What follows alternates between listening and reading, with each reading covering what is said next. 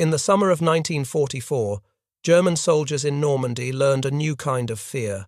A Wehrmacht infantryman later described in his memoirs the terror that descended from Norman skies. His unit was moving forward to reinforce beach defences, marching along a narrow road lined with the distinctive hedgerows that made the landscape so treacherous. The morning was overcast, the kind of weather that usually kept aircraft grounded, but not these aircraft. The Thunderbolts came out of the clouds without warning. There was no time to scatter, no time to take cover, no time to do anything but dive for the nearest ditch and pray. The roar of engines, the hammering of machine guns, and the world around him erupted into fire and chaos. German soldiers who survived such attacks described the experience in terms that bordered on trauma. Many had faced Soviet tanks at Kursk, endured artillery barrages that turned Earth into moonscapes, and watched friends die in ways they could never describe to anyone back home. But nothing in 4 years of the most brutal combat in human history had prepared them for what the Americans called the P-47 Thunderbolt. What happened in those terrifying seconds would convince thousands of German soldiers that the war in the West was already lost. The lead aircraft rolled inverted, pulled into a steep dive, and the ground erupted into fire and noise and death. The massive radial engine cowling seemed to swallow the sky as it descended, the elliptical wings laden with bombs and rockets. Every German soldier in France knew what they were. They called them Jabos, short for Jagdbomber, fighter bomber. But this particular Jabbo had another name that would become synonymous with terror. The strange thing was, nobody expected the Thunderbolt to become a terror weapon. When German pilots first encountered it over Western Europe in April 1943, they laughed. Luftwaffe pilots saw the American fighters approaching their formations at 25,000 feet and radioed their wingmen with barely concealed amusement. The Americans, they said, were flying barrels. It was a joke that would soon turn to ash in their mouths. Compared to the sleek Messerschmitt Bf-109 or the deadly agile Focke-Wulf FW-190, the P-47 looked absurd. It was enormous, weighing nearly 10,000 pounds empty, almost twice as heavy as any other single-engine fighter in the sky. Its fuselage was so wide and deep that pilots joked it looked like a milk jug, which gave the aircraft its nickname, the Jug. German pilots started calling it the Razorback because of the angular shape of its canopy. American pilots themselves wondered what their commanders were thinking, strapping them into a beast that seemed designed by committee rather than aeronautical engineers. The mockery seemed justified. In early aerial engagements, the Thunderbolt's performance appeared mediocre at best. It could not turn with the nimble German fighters. Its rate of climb was nothing special.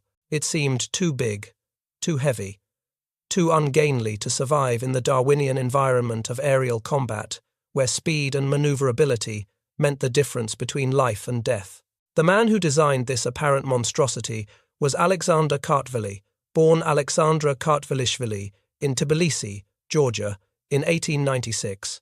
He had left Georgia in 1919 on a government scholarship to study aeronautical engineering at the prestigious École Supérieure Aéronautique in Paris. When Soviet forces occupied his homeland in 1921, he could not return. He made his way first to France, then to America, eventually finding his way to the Republic Aviation Corporation on Long Island, New York. Kartveli was a brilliant engineer who understood something that his critics did not. He was not building a dogfighter to outmaneuver enemy aircraft in graceful aerial ballet.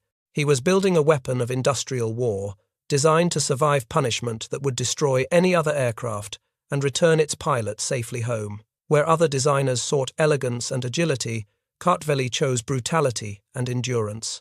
Kartveli wrapped his design around the massive Pratt & Whitney R2800 double Wasp engine, an 18-cylinder radial that was the most powerful aircraft engine available, producing over 2,000 horsepower. The engine alone weighed over 2,500 pounds. To make that engine perform at high altitude where American bombers would need protection, he installed an innovative turbo supercharger system in the rear fuselage, connected by a complex series of ducts that ran the length of the aircraft. The arrangement added considerable weight and complexity, but it gave the Thunderbolt extraordinary performance above 20,000 feet, where other fighters struggled to breathe. Then Kartveli armed it with a ferocity that bordered on excess. 8 50 caliber Browning M2 machine guns, 4 in each wing, with 425 rounds per gun, totaling 3,400 rounds of ammunition. When all 8 guns fired together, they could put 100 rounds per second into a target zone 6 feet wide. One 3-second burst could cut a German fighter in half or reduce a truck to burning wreckage. No other fighter in the world carried such devastating firepower. When Kartveli showed his design to skeptics who questioned whether such a massive aircraft could perform as a fighter, he reportedly smiled and said it would be a dinosaur. But it would be a dinosaur with good proportions. The prototype, designated XP-47B, first flew on May 6, 1941, piloted by Republic test pilot Lowry Brabham. Despite an engine fire during the flight that forced an emergency landing, Brabham declared they had hit the jackpot. The aircraft handled beautifully despite its size, and its speed in a dive was nothing short of spectacular. The first Thunderbolts arrived in England in January 1943 with the 56th Fighter Group, eventually known as Zemke's Wolfpack after their commander, Lieutenant Colonel Hubert Zemke. The pilots who transferred from nimble Spitfires were not impressed. The Thunderbolt lost so consistently to the British fighter in mock dogfights that commanders eventually banned the practice entirely. It was destroying pilot confidence and morale. Some pilots openly questioned whether they had been given a death sentence rather than a fighter plane. The problem was that everyone was thinking about the aircraft wrong. They were trying to make it fight like a Spitfire, turning and twisting in classic aerial combat. The P-47 was not designed for that. It was designed for something else entirely, something that would take months of trial and error to discover. Zemke understood this. He was a methodical commander who had served as a military observer with the Royal Air Force in 1940, watching the Battle of Britain unfold from British airfields. He had seen what German tactics could do to pilots who did not adapt. He had watched squadrons of brave young men climb into their Hurricanes and Spitfires never to return because they fought the way tradition demanded rather than the way survival required. Now he developed tactics specifically designed to exploit the Thunderbolt's unique advantages, its devastating dive speed that could exceed 450 miles per hour, and its ability to absorb punishment that would destroy any other fighter. The approach was simple. Stay high. Do not get into turning fights.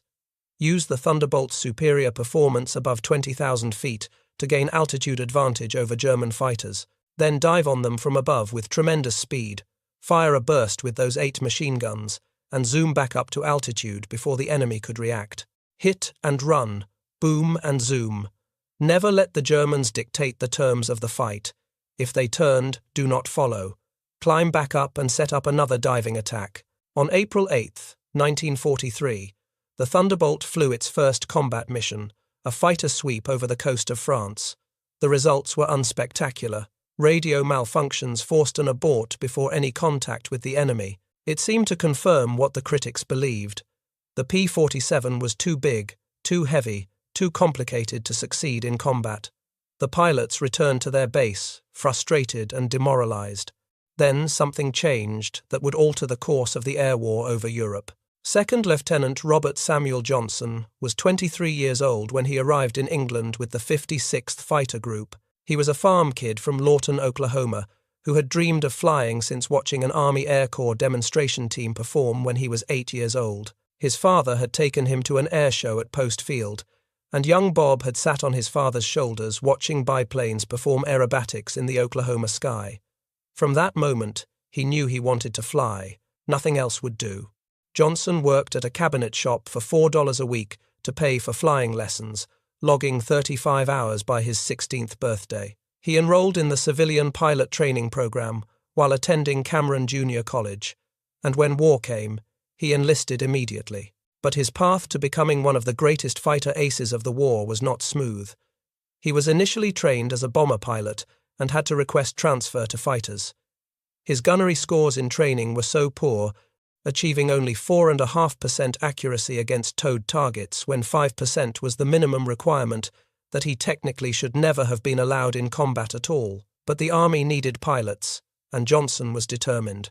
On June 26, 1943, Johnson was flying escort for B-17 bombers returning from a raid on targets in northern France when his flight was ambushed by Focke-Wulf 190s from Jagdgeschwader 26, one of the most experienced German fighter units in the West. The Germans came out of the sun, exactly as doctrine prescribed, invisible until the last moment. In seconds, Johnson's P-47 was shot to pieces. 21 20mm cannon shells tore through his aircraft. The explosive rounds ripped holes in his fuselage, shattered his canopy, and sent shrapnel into his face and leg. Fire erupted in the cockpit. Hydraulic fluid sprayed across what remained of his windscreen. His controls went mushy, barely responsive. The engine began trailing smoke. Blood ran down his face from the shrapnel wounds. Johnson tried to bail out, but the damaged canopy would not open. He pushed. He pulled. He hammered at it with his fists until his hands were bloody. Nothing worked. He was trapped in a burning, crippled aircraft 20,000 feet above enemy territory, with no way out and no hope of rescue. Then a lone FW-190 appeared alongside. The German pilot, whose identity remains unknown to this day, had exhausted his cannon ammunition in the initial attack. But he was not finished. He began methodically pumping machine gun rounds into Johnson's aircraft, making pass after pass after pass, determined to finish what he had started. Johnson huddled behind the inch-thick armor plate behind his seat and watched the tracers flash past. He could do nothing. His controls were barely responsive. His engine was dying. His guns were out of ammunition. By every measure, by every rule of aerial combat, he should have been dead. The laws of physics and the mathematics of warfare said he could not survive. The German pilot made 3 more passes. Each time, his bullets slammed into the P-47. Each time, Johnson felt the impacts shudder through his airframe. Each time, the Thunderbolt kept flying. The big radial engine coughed and sputtered but refused to quit. The controls responded just enough to keep the aircraft level. Finally, the German pilot pulled alongside one last time. Johnson could see him clearly through the shattered canopy, just a few dozen feet away. The Luftwaffe pilot was shaking his head in what appeared to be disbelief. He looked at the wreckage of an aircraft that was somehow still in the air, an aircraft that should have been scattered in pieces across the French countryside, and he seemed unable to comprehend what he was seeing. How was this possible? The German rocked his wings in salute and turned away. He had run out of ammunition. He had done everything right, had hit his target with cannon and machine gun fire until he had nothing left to shoot, and still the American aircraft flew on. Johnson nursed his shattered Thunderbolt back across the English Channel. Every minute he expected the engine to seize, the controls to fail, the aircraft to fall apart around him, but the big jug kept flying. When he finally landed at the emergency field at Manston on the Kent coast, the ground crew gathered around in stunned silence. They counted over 200 bullet holes in his aircraft. 20mm cannon rounds had torn through the engine, cowling, the fuselage, the wings, the tail. Machine gun bullets had shredded control surfaces and punched through the skin in dozens of places. The hydraulic system was destroyed. The electrical system was wrecked. The propeller had been damaged. The cockpit was scorched from fire. Several cylinders had been shot off the engine. The P-47 was a complete write-off. It would never fly again. But Bob Johnson walked away with wounds that would heal. He would later say that he owed his life to Alexander Kartveli's dinosaur, to the Georgian immigrant who had built an aircraft so tough that it could take everything the Luftwaffe could throw at it and keep flying. German ace Heinz Bahr, who would end the war with 220 victories, later said that the P-47 could absorb an astounding amount of lead and had to be handled very carefully. Other German pilots shared similar accounts. Pilots returned with cylinders shot off their engines. They came back with control surfaces shredded by cannon fire. They landed with holes in their wings large enough to crawl through. One pilot returned with 5 feet of his wingtip missing after colliding with a telephone pole during a strafing run. The air-cooled radial engine kept running even when damaged in ways that would have destroyed the liquid-cooled engines of other fighters.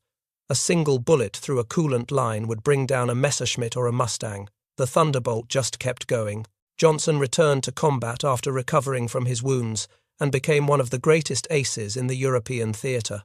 By the time he finished his tour in May 1944, he had shot down 27 German aircraft, all in P-47s, becoming the first American pilot to surpass the legendary Eddie Rickenbacker's World War I record of 26 victories. He flew 91 combat missions without ever losing faith in the aircraft that had saved his life over France. But the Thunderbolt's true transformation, the change that would make it feared by every German soldier in Europe, was yet to come. The aircraft that had proven itself in aerial combat was about to discover an entirely new mission, one that would make it the most effective ground attack aircraft of the war. In March 1944, Major Glenn Duncan of the 353rd Fighter Group approached his commanders with an unusual and dangerous request.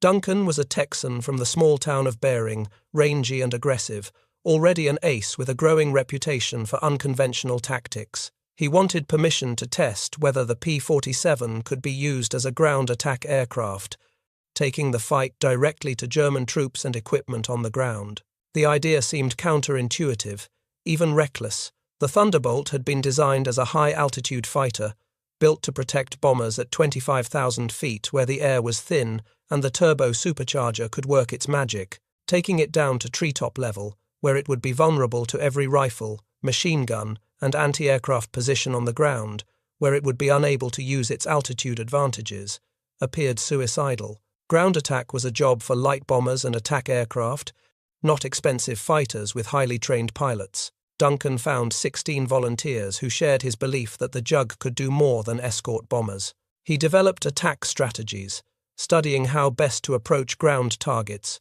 what angles to use for strafing runs, how to avoid the flak that would certainly reach up to meet them. Then they took their Thunderbolts down to ground level and tested their theories against live targets in German-occupied territory. One of Duncan's fellow pilots, Norman Bud Fortier, later recalled that Duncan was one of those colourful characters who inspire the rest of us to exceed our perceived limitations. Never expecting others to take risks, he did not take himself. Duncan led every mission from the front, demonstrating the techniques he had developed and proving they could work. After 5 successful missions, Duncan's volunteers returned to their original units to teach what they had learned. What they discovered would transform the air war over Europe and change the role of fighter aircraft forever. The Thunderbolt's size and weight, the very qualities that made it seem ungainly in a dogfight, made it devastatingly effective at ground attack. Its massive Pratt and Whitney engine could absorb tremendous damage from ground fire and keep running. The air-cooled radial had no vulnerable coolant system to be punctured by a lucky rifle shot. Its self-sealing fuel tanks resisted fire, even when hit by incendiary ammunition. Its armor protected the pilot from the small arms fire that brought down lighter, more agile fighters. And those 850 caliber machine guns proved equally lethal against ground targets. The armor-piercing incendiary ammunition could penetrate thin-skinned vehicles, ignite fuel tanks, and shred infantry positions. A 2-second burst from a diving Thunderbolt could destroy a truck or kill the crew of an artillery piece. The effect was like driving a 5-ton truck straight at a wall at 60 miles per hour. The Thunderbolt could also carry bombs. Early versions hung a 500-pound bomb beneath the belly. Later variants could carry a 1,000-pound bomb under each wing, or 10 5-inch high-velocity aircraft rockets that the pilots called Holy Moses because of their devastating impact. These rockets hit with the force of artillery shells. A flight of 4 P-47s could deliver more firepower than a battery of field artillery, and they could put it exactly where it was needed, when it was needed, with far greater accuracy than any gun on the ground. By the time Allied forces landed in Normandy on June 6, 1944, the 9th Air Force had 13 fighter groups equipped with P-47D models, tailored specifically for ground attack. They were the flying artillery of the Allied advance, and they were about to make the German army's life a living hell. The 365th Fighter Group, known as the Hell Hawks, became one of the most effective ground attack units in the war. On D-Day, their pilots flew from bases in England to support the invasion, diving through clouds and anti-aircraft fire to attack German positions just inland from the beaches. Lieutenant Colonel Ray Stecker led the group, which was composed of 3 squadrons flying P-47D Thunderbolts loaded with bombs and ammunition. First Lieutenant John Fetzer, flying a Thunderbolt named the Madam after his wife Helen, remembered taking off in darkness from their English airfield and finding murky daylight over the channel. Their orders were simple and brutal. Strafe or bomb anything German they found, half-tracks, tanks, or infantry. Over Omaha Beach, he looked down and saw vehicles and people everywhere, bodies lying all over the sand and in the surf. The scale of the invasion was beyond anything he had imagined. The formation continued inland at near treetop level. Visible everywhere was the aftermath of the airborne assault that had kicked off the invasion hours earlier. Fetzer saw an American paratrooper dangling from a tree, head down, motionless. He saw gliders strewn across fields and hedgerows, some intact, others reduced to wreckage. He saw men scattered on the ground. The scene was horrible, a landscape of destruction and death that stretched as far as he could see. Then he saw German Tiger tanks moving toward the beaches. Captain Arlo Henry, the flight leader, was a stocky, laid-back pilot who smoked cigars on takeoff against regulations. He was also one of the boldest and most skilled fighter pilots in the group. Henry led the flight down to attack. If those panzers reached the beaches, if they got among the landing craft and the supplies being unloaded, the invasion could fail. Everything depended on stopping them. The Hellhawks destroyed the tanks. The invasion continued. By June 26th, just 3 weeks after D-Day, the 365th had moved to a forward airstrip at Azeville, France, continuing to fly ground attack missions in support of American troops fighting through the hedgerows. The pace was relentless. Pilots flew multiple missions per day, returning to rearm and refuel before taking off again to hit the next target. They ate their meals in cockpits, slept when they could, and flew until exhaustion made it dangerous to continue. For German soldiers on the ground, the transformation was immediate and horrifying. A tank destroyer soldier from an American unit near Sainte-Mère-Église later described watching an attack from his side.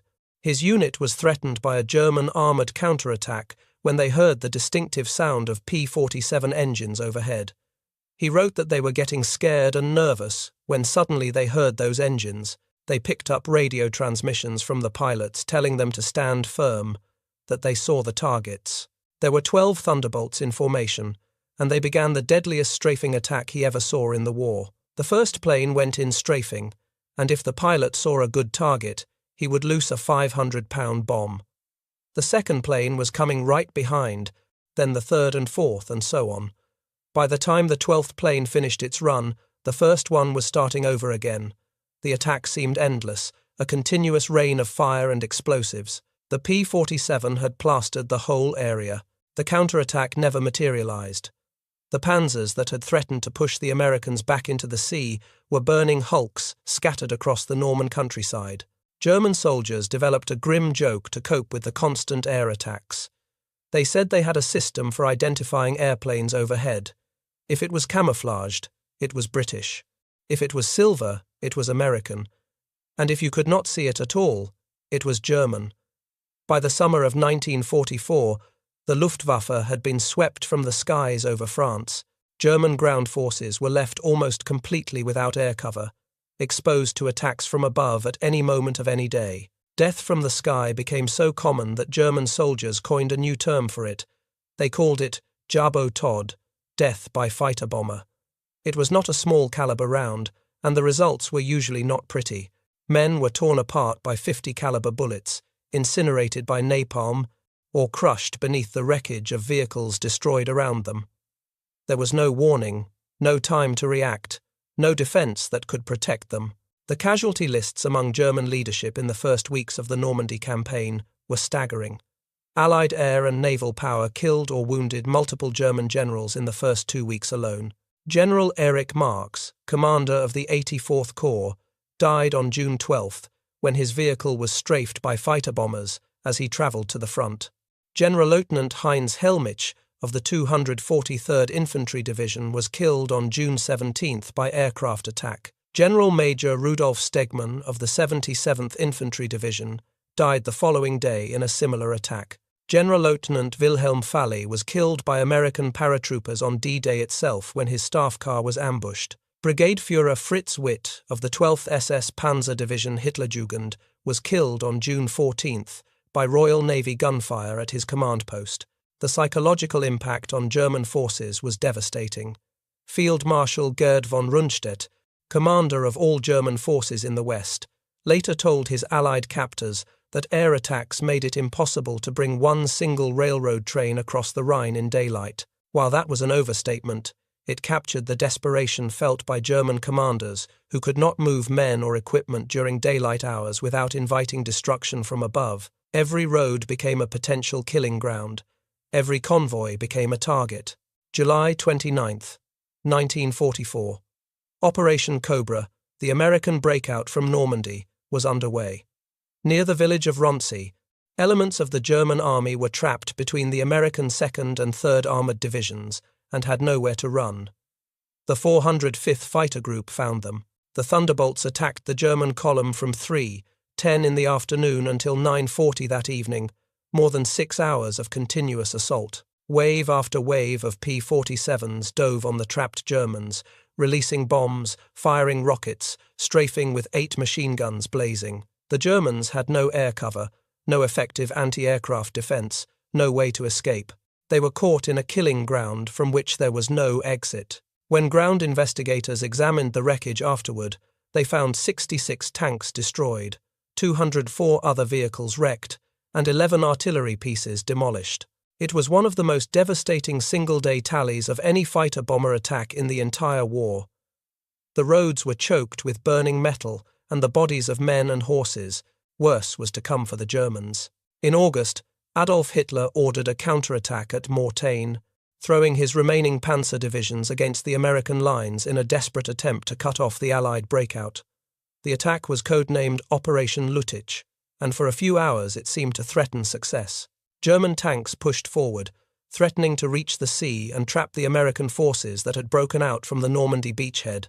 But the Allies had been forewarned by ultra-intelligence intercepts, and they had the Thunderbolts. When the skies cleared on August 7th, waves of P-47s descended on the German columns. The panzers, concentrated for the attack, became targets that the pilots could not miss. Within 24 hours, the threat of Operation Lüttich had been ended. The Germans had pushed forward, only to find themselves trapped in an even worse position than before. Now the German 7th Army and 5th Panzer Army found themselves encircled near the town of Falaise. Between 50,000 and 100,000 German soldiers were trapped in a pocket that shrank daily under Allied ground and air attacks. The roads leading out of the pocket became killing grounds that the survivors would never forget. German soldiers called them the Quarter of Death. German accounts described the area around Falaise as a Jabo-Rennstrecke, a fighter-bomber racecourse, because of the circling Thunderbolts always overhead. One German corporal later wrote that the Jabos were a burden on their souls. There was no escape from them, no moment of safety. Any movement drew fire from above. Men went mad from the constant attacks, from the knowledge that death could come at any second from the sky. Supreme Commander Dwight Eisenhower visited the battlefield after it was secured. He later wrote that the battlefield at Falaise was unquestionably one of the greatest killing fields of any of the war areas. 48 hours after the closing of the gap, he was conducted through it on foot to encounter scenes that could only be described by Dante. It was literally possible to walk for hundreds of yards at a time, stepping on nothing but dead and decaying flesh. Royal Air Force Liaison Officer Group Captain Desmond Scott noted that the roads were choked with wreckage and the swollen bodies of men and horses. Bits of uniform were plastered to shattered tanks and trucks, and human remains hung in grotesque shapes on the blackened hedgerows. The stench was overwhelming, carried for miles by the summer wind. The German army lost an estimated 60,000 men at Falaise, 10,000 dead, and 50,000 captured. Hundreds of tanks and assault guns were destroyed or abandoned. The survivors fled east toward the Seine, but they left nearly all their heavy equipment behind. The German army in the west had been gutted. It would never recover. In September 1944, 9 squadrons of P-47s were dispatched to destroy a major German force threatening the right flank of the American army as it advanced across France. The air attacks were so devastating, so unrelenting, that the Germans surrendered purely as a result of the aerial assault without significant ground combat. It was one of the few times in military history that an army surrendered to air power alone.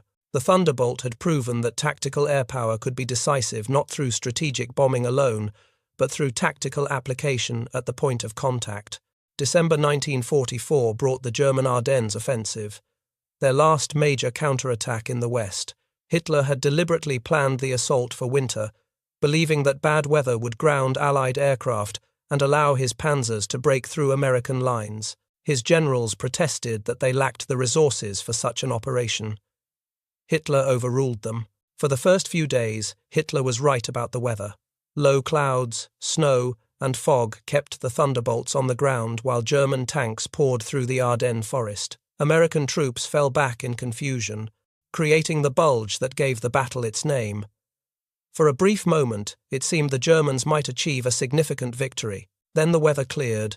On December 23, 1944, American fighter bombers finally took to the skies. Major John Motzenbecker led flights of P-47s along the winding roads near Monschau, searching for German activity among the snow-covered fields and dark green pine forests. What they found left them gaping in disbelief.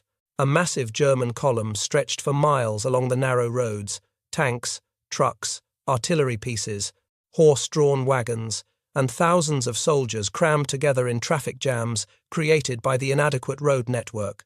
The Thunderbolts attacked. By the time the day-long fight was over, Motzenbecker's squadron and the rest of the Hellhawks had destroyed more than 115 German vehicles and artillery pieces, with another 65 wrecked or damaged. The roads became impassable, clogged with burning wrecks that blocked any movement forward or back. The German offensive stalled in the snow. First Lieutenant Leslie Bowes of the 365th Fighter Squadron had survived a gash in his skull from a canopy shattered by small arms fire over Brest. Near Saarbrücken, his P-47 took a direct hit from an 88mm flak projectile that shredded his left wing root, fuselage, and flaps. By the end of the war, he would walk away from 4 wrecked Thunderbolts, all named Blonde Trouble. He flew 107 combat missions and was credited with 2 aerial victories. He later said the P-47 deserved greater recognition for its contribution to victory. The Germans tried one last desperate counterstroke.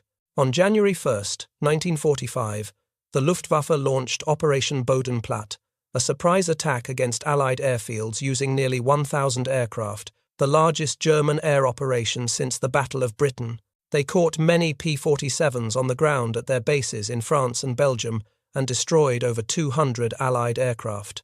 But the victory was hollow. The Luftwaffe lost nearly 300 aircraft of its own and hundreds of irreplaceable experienced pilots. American factories could replace destroyed Thunderbolts within weeks. Germany could not replace its losses. Bodenplatte marked the Luftwaffe's final significant offensive operation in the West. After the Battle of the Bulge, German resistance crumbled. The Thunderbolts ranged ahead of advancing Allied armies, destroying anything that moved on German roads and railways. The statistics from the final months of the European War are almost incomprehensible in their scale of destruction. From D-Day until Victory in Europe Day on May 8, 1945, P-47 pilots claimed to have destroyed 86,000 railroad cars, 9,000 locomotives, 6,000 armored fighting vehicles, and 68,000 trucks. In nearly 550,000 combat sorties flown throughout the war, Thunderbolts destroyed approximately 7,000 enemy aircraft in the air and on the ground. The aircraft that German pilots had mocked as a flying barrel ended the war with an aerial kill ratio of 4.6 to 1.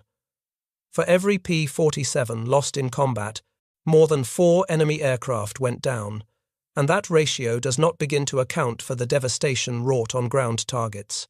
The 56th Fighter Group, Zemke's Wolfpack, was the only 8th Air Force unit that flew P-47s for the entire war. When other groups transitioned to the longer-ranged P-51 Mustang, the 56th refused. Their pilots loved the jug and knew how to use it. By war's end, they had claimed 677.5 aerial victories and 311 ground kills, more than any other fighter group in the 8th Air Force, at the cost of 128 aircraft lost. The Republic Aviation Corporation, which had nearly gone bankrupt before the war, became one of the most successful aircraft manufacturers in American history on the strength of the Thunderbolt. The company went on to produce jet fighters for the Cold War and contributed to some of the most advanced military aircraft ever built. But it was the P-47 that made Republic's reputation, that proved an immigrant engineer's vision and a team of American workers could create something extraordinary. Francis Gabreski of the 56th scored 28 aerial victories before being shot down and captured in July 1944, making him the leading American ace in the European theatre. Robert Johnson finished with 27. Hub Zemke added nearly 18 before he too was shot down and captured. All flew Thunderbolts. Glenn Duncan, the Texan who pioneered ground attack tactics, was shot down on July 7, 1944, while leading a strafing mission against Wesendorf Airfield in Germany. His aircraft was hit by 88mm flak and he belly landed near Nienburg. Before leaving the wreck, he tossed an incendiary grenade into it to deny the Germans their prize. Then he escaped on foot, walking toward the Netherlands. He spent 10 months with the Dutch resistance before being liberated by Allied forces in April 1945. He returned to command the 353rd Fighter Group and retired from the United States Air Force as a colonel. Alexander Kartveli, the Georgian immigrant who designed the Thunderbolt, never received the recognition he deserved during his lifetime. He went on to design the F-84 Thunderjet and F-105 Thunderchief jet fighters, and contributed to the design of the A-10 Thunderbolt II, which still serves in the United States Air Force today and still bears his original aircraft's name. He died in 1974 at age 78, having shaped American air power for 3 decades. More than 15,600 P-47s were built during the war, more than any other American fighter. They served in every theatre of operations from the hedgerows of Normandy to the jungles of New Guinea. Republic Aviation's factory on Long Island became one of the most productive aircraft plants in history, turning out aircraft at a rate that seemed impossible. Robert Johnson returned to the United States in June 1944 and spent the rest of the war on publicity tours selling war bonds. After the war, he joined Republic Aviation, where his first task was redesigning the P-47 cockpit based on his combat experience. He worked for the company for 18 years before moving into the insurance business. He traveled the country educating young people about World War II until his death in December 1998 at age 78. For the soldiers who faced the Thunderbolt from below, the experience left permanent scars. German veterans who served in Normandy often spoke of the Jabos, with a mixture of fear and respect that bordered on trauma. Many developed an instinctive flinch at the sound of low-flying aircraft that lasted for the rest of their lives. The terror had become part of them. One German officer captured after the Normandy campaign was asked what he thought of American air power. His response was simple and devastating. He said that any movement in daylight was impossible, that supplies could not be brought forward, that even the simplest administrative functions had to be conducted at night or underground. The Americans had made his army blind, immobile, and helpless, but for American troops on the ground, the Thunderbolt was salvation. When German tanks were breaking through, when the situation seemed hopeless, the distinctive shape of the jug appearing overhead meant help had arrived. Ground troops learned to love that big, ugly fighter because it protected them, because it destroyed the enemy that was trying to kill them. The bond between American infantry and American tactical air power was forged in Normandy and strengthened through every battle that followed. Major Joseph Priller, the German ace who once derided the Thunderbolt as a joke, changed his assessment by war's end. He called it the perfect fighter bomber. Its guns never jammed, never overheated. He said they laughed at the P-47 in 1943, but by 1945, nobody was laughing. The dinosaur had teeth, and those teeth tore the German army apart. Today, the legacy of the Thunderbolt lives on. The A-10 Thunderbolt. 2. The famous Warthog that provides close air support for American ground forces in conflicts around the world, was deliberately named to honor Kartveli's original creation. When Air Force officers were choosing a name for their new ground attack jet in the 1970s, they looked back at history and found the P-47. They recognized that the mission was the same, flying low and slow, supporting the troops on the ground, taking punishment that would destroy other aircraft, and coming back for more. Several P-47s have been preserved in museums around the world. The Smithsonian National Air and Space Museum has a P-47D on display, its silver skin gleaming under the lights, exactly as it would have appeared over France in 1944. Other examples survive in private collections and in flying condition, appearing at air shows, where a new generation can hear the distinctive roar of that massive Pratt & Whitney engine and understand, just for a moment, what it must have been like to see that shape descending from the sky. The pilots who flew the Thunderbolt formed lasting bonds that survived long after the war ended. The 56th Fighter Group Association held reunions for decades, bringing together men who had shared the most intense experiences of their lives. The Hellhawks Association continued meeting until the last of its members passed away. These gatherings were not celebrations of war, but remembrances of sacrifice and service, of young men who climbed into their jugs every morning knowing some of them would not return. Historian Stephen Ambrose, who interviewed hundreds of World War II veterans for his books, noted that P-47 pilots had a distinctive pride in their aircraft that other fighter pilots did not always share. They knew the Jug was not the most elegant aircraft in the sky, not the fastest, not the most agile. But they also knew it would bring them home when nothing else could. That trust, earned through countless missions and countless close calls, created a bond between pilot and machine that words struggle to capture. Tom Glenn, a P-47 pilot and later author, recalled that one of his saddest duties was strafing columns of horse-drawn guns and equipment. "The horses were not our enemy," he said, "but our assignment was to prevent those columns from harming our troops." It was a reminder that even in victory, war demanded terrible choices from those who fought it. The lessons learned in those campaigns shaped military doctrine for generations. The integration of air and ground forces, the concept of tactical air power as flying artillery, the importance of air superiority, not just for strategic bombing, but for every aspect of ground operations. All of these ideas were proven in the hedgerows and fields where the Thunderbolts hunted. Modern combined arms warfare owes a tremendous debt to the experiences of 1944 and 45. If you found this story compelling, please take a moment to like this video. It helps us share more untold stories from the Second World War that deserve to be remembered. Subscribe to stay connected with these histories. Each one matters. Each one shaped the world we live in today. And we would love to hear from you. Leave a comment below telling us where you are watching from. Our community spans continents, from veterans to history enthusiasts. You are part of something special here. Thank you for watching. Thank you for keeping these stories alive.